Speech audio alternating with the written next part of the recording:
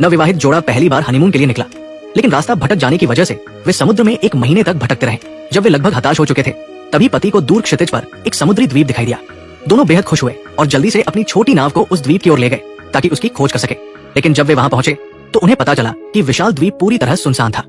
निराशा के बीच उन्हें अचानक एक परित्यक्त आधार मिला, जो शायद कभी व्हेल पकड़ने का स्टेशन रहा होगा। लेकिन ये जगह इतनी पुरानी और खंडहर हो चुकी थी कि वहां कुछ भी मददगार नहीं बचा था। मजबूरी में दोनों ने अपनी नाव पर वापस लौटकर आगे बढ़ने और किसी गुजरती नाव से मदद मांगने का फैसला किया।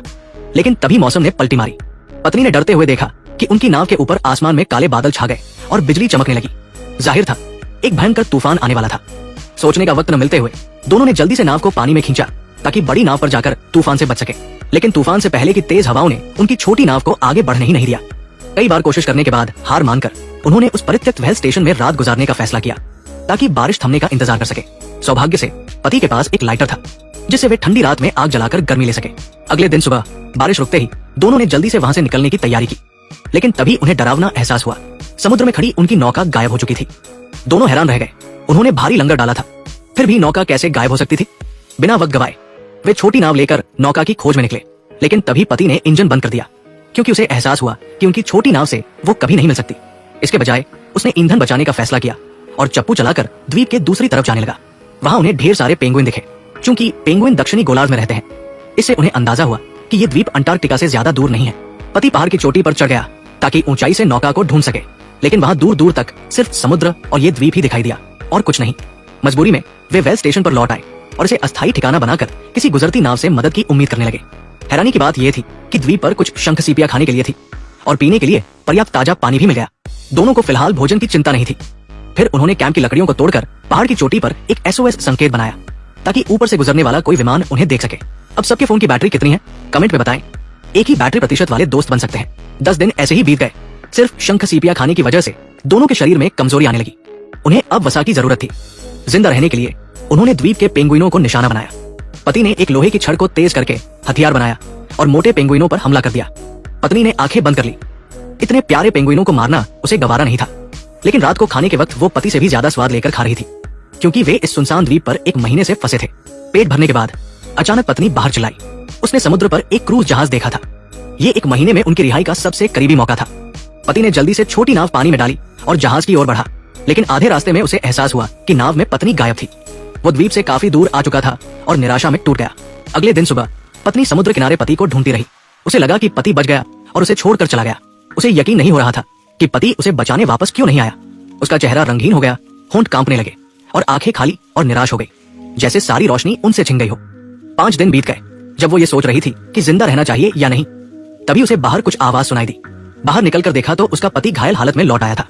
दरअसल जब नाव का तेल खत्म हो गया था, तेज हवाओं ने उसे द्वीप के दूसरी ओर फेंक दिया था। पत्नी को ढूंढने के लिए वो 5 दिन तक पहाड़ पानी पार करके इस परित्यक्त व्हेल स्टेशन तक पहुंचा। लेकिन रास्ते में ठंड और भूख की वजह से वो बीमार पड़ गया और कमजोर हो गया। अब पत्नी को न सिर्फ खाना जुटाना था, बल्कि बिस्तर पर पड़े पति की देखभाल भी करनी थी। 1 महीने बाद पत्नी ने एक बड़ा फैसला लिया। वो पति को यहाँ छोड़कर अकेले द्वीप के चारों ओर खोजबीन करने निकली। शायद इंसानों के निशान मिल जाए। वो बैग लेकर सर्वाइवल की राह पर निकल पड़ी। उसे लगा कि उसका विश्वास उसे बचा लेगा। लेकिन कई दिन चलने के बाद भी उसे इंसानों का कोई निशान नहीं मिला। उसका मन सूखे रेगिस्तान की तरह हो गया। सारी उम्मीदें मरीचिका बनकर गायब हो गई। निराशा उसके दिल में लावे की तरह बह रही थी। उसे लग रहा था कि पूरी दुनिया ने उसे अंधेरे गड्ढे में छोड़ दिया है। लेकिन जब वो हार मानने वाली थी, तभी उसे जीने की एक उम्मीद दिखी। 2 महीने से द्वीप पर फंसी इस महिला ने समुद्र किनारे एक लाल रंग का वैज्ञानिक स्टेशन देखा। बिना सोचे वो तेजी से वहां पहुंची, लेकिन वहां कोई नहीं था। फिर भी जिंदा रहने के लिए उसने दरवाजा तोड़कर अंदर घुस गई। अलमारी खोलते ही उसे कुछ सूखे बिस्किट मिले, जिन्हें उसने पागलों की तरह खाना शुरू कर दिया। ये महीनों में उसका सबसे स्वादिष्ट भोजन था। पेट भरने के बाद उसने साफ कपड़े पहने और बाहर का जनरेटर चालू करने की कोशिश की। सौभाग्य से वो चल गया और बिजली आ गई। अगली सुबह उत्सुकता में उसने पास का कंटेनर खोला, जिसमें एक छोटी नाव थी। उसने उसे बाहर खींच लिया ताकि किसी गुजरते जहाज को देखते ही मदद मांग सके। हालांकि अब उसके पास एक अच्छा ठिकाना था, लेकिन रात को उसे नींद नहीं आई।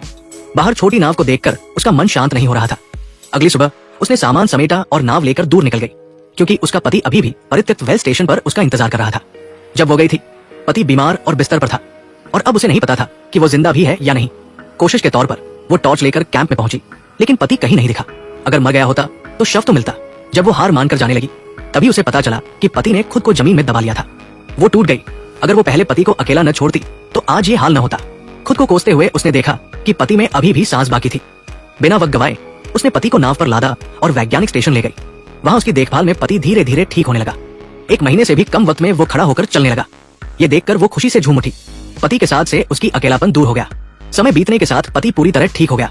एक दिन खाना बनाते वक्त उसे बाहर कुछ आवाज सुनाई दी। बाहर देखा तो वैज्ञानिक स्टेशन का जहाज आ रहा था। इसके साथ ही फिल्म खत्म हो जाती है।